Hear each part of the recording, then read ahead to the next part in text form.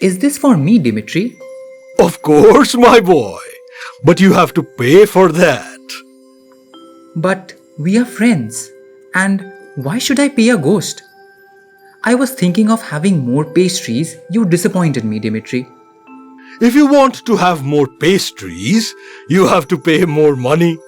This is very obvious. I guess you want to teach me something again.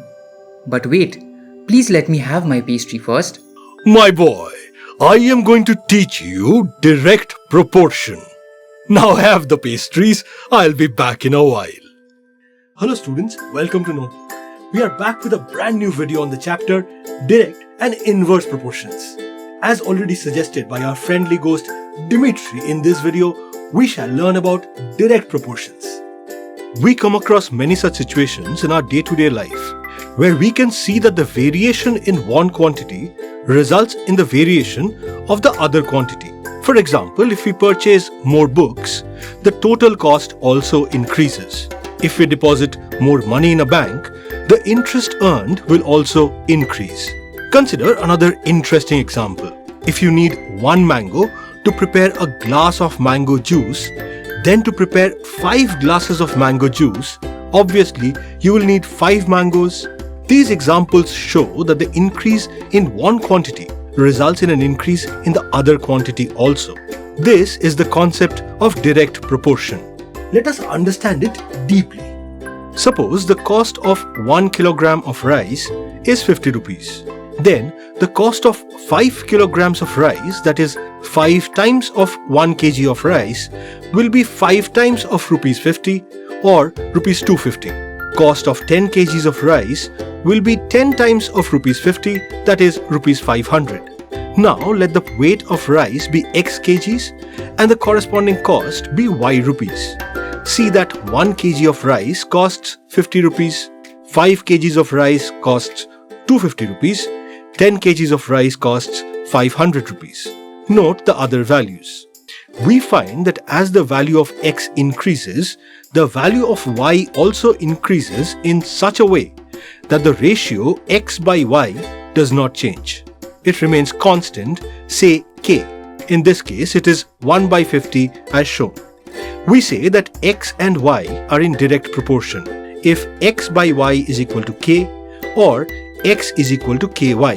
In this example, 5 by 250 is equal to 10 by 500, where 5 and 10 are different weights of rice in kgs and 250 and 500 are the corresponding prices in rupees.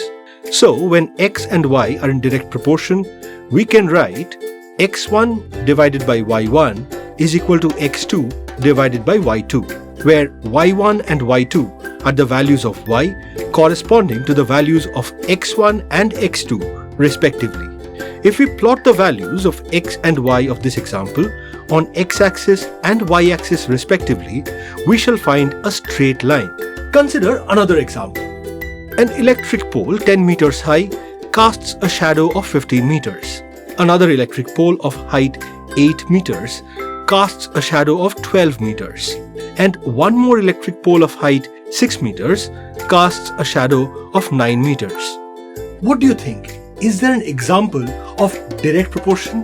Let the height of the poles be x meters and the length of shadows be y meters.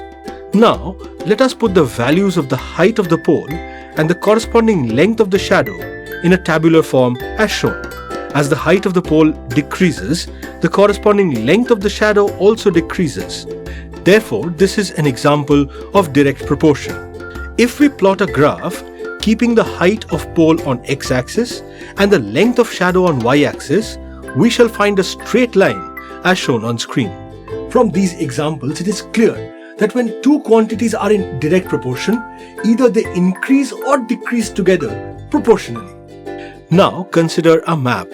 A map is a symbolic representation of a very large region. The scale shows a direct proportion between actual distance and the length represented on the map. Hence, if the distance on map increases, the actual length will obviously increase.